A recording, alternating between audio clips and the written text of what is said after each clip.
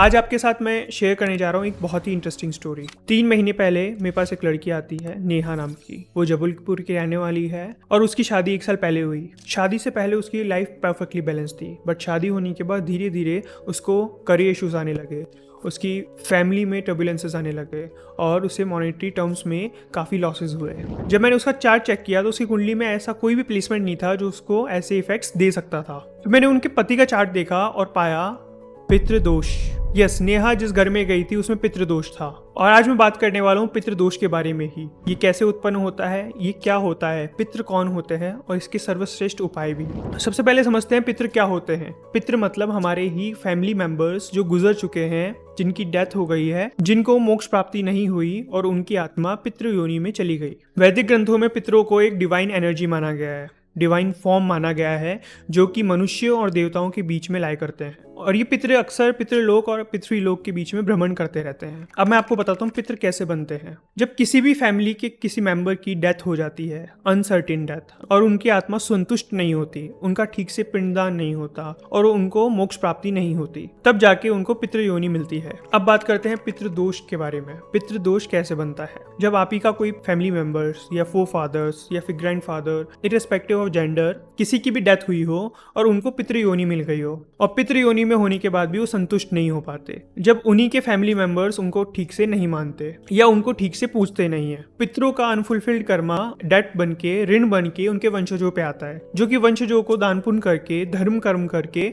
उतारना पड़ता है। काफी बार ऐसा भी होता है कि हमारे एंसेस्टर्स ने उनके एंसेस्टर्स का श्राद्ध और पिंडदान ठीक से नहीं किया हो, तब भी ये पितृदोष उत्पन्न हो जाता है। मोस्टली ये देखा गया है कि जो हमारी फैमिली मेंबर्स जिनकी अनसर्टेन डेथ हुई है, जिनकी अच्छी मृत्यु नहीं मानी गई, वो पितृ योनि में जाते हैं और वो पितृदोष भी उत्पन्न कर देते हैं। एंड वन लास्ट थिंग, जिन लोगों के संतान नहीं होती, जिनके वंशज नहीं होते, उनका पिंडदान और श्राद्ध ठीक से नहीं हो पाता, ऐसे में भी पितृदोष बिल्कुल उत्पन्न होता है। अब पितृदोष का पता कैसे करें? फर्स्ट ऑफ ऑल, अगर आपकी कुंडली है तो उसमें आप एस्ट्रोलॉजर को दिखा सकते हैं। एंड दूसरा, अगर आपको रियलिटी में या सपने में बार बार सांप के दर्शन हो रहे हो तो आपके घर में पितृदोष बिल्कुल हो सकता है। और काफी बार ऐसा भी होता है कि कोई शुद्ध पुरुष आपको इस बारे में आगाह कर दे। अब बात करते हैं पितृदोष से क्या क्या परेशानियां आ सकती है। अक्सर देखा गया है जिस घर में पितृदोष हो उस घर में संतान देरी से होती है या नहीं हो पाती, और इसी के साथ रिपीटेड हेल्थ इश्यूज भी हो सकते हैं। आपके मॉनेटरी टर्म्स में, आपके पैसों के मामले में भी रुकावटें काफी आएगी। अच्छी खासी इनकम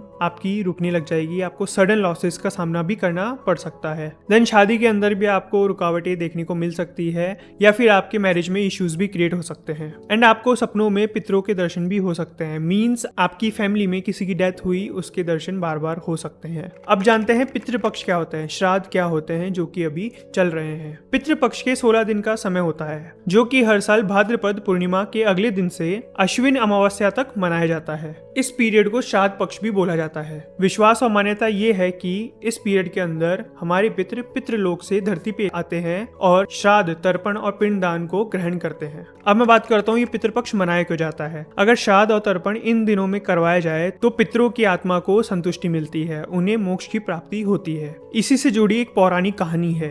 राजा भागीरथ ने कठिन तपस्या की थी और माँ गंगा को धरती पे उतारा था ताकि उनके पितृ, जो कि ऋषि कपिल के शाप से भस्म हो गए थे, उनकी आत्मा को शांति मिल सके। वायु पुराण और ब्रह्मांड पुराण के अंदर 2 तरह के पितृ बताए गए हैं, एक देव पितृ और दूसरे मनुष्य पितृ। अब बात करते हैं सबसे इंपॉर्टेंट चीज के बारे में, जो कि है इनके उपाय। सबसे अच्छा और बड़ा उपाय होता है पितृदोष का कि आप श्राद्ध पक्ष के अंदर पितरों का तर्पण और पिंडदान करवाएं। और वहीं वैदिक मंत्रों की बात करें तो पितृ स्तोत्रम का पाठ किया जा सकता है, गीता के 11वें अध्याय का पाठ किया जा सकता है और गजेंद्र मोक्ष का पाठ किया जा सकता है। इन वैदिक चैंटिंग से पितरों को शांति और संतुष्टि दोनों प्राप्त होती है। या फिर एक पात्र में आप काले तिल, जौ, कच्चा दूध और पानी को मिक्स करके पीपल की जड़ में अर्पित करें। ये काम आपको पूरे श्राद्ध पक्ष में करना है। अब बात करते हैं पितृलोक के बारे में। जी हाँ, पितृलोक अलग लोक होता है, जैसे कि पृथ्वीलोक, स्वर्ग और नर्क। गरुड़ पुराण के अनुसार पितृलोक चंद्रमा के पास स्थित है। पृथ्वी से ऊपर 7 लोक होते हैं और पृथ्वी के नीचे भी 7 लोक होते हैं। विष्णु पुराण के अनुसार पितृलोक मनु के पुत्र यम के अधिकार में है।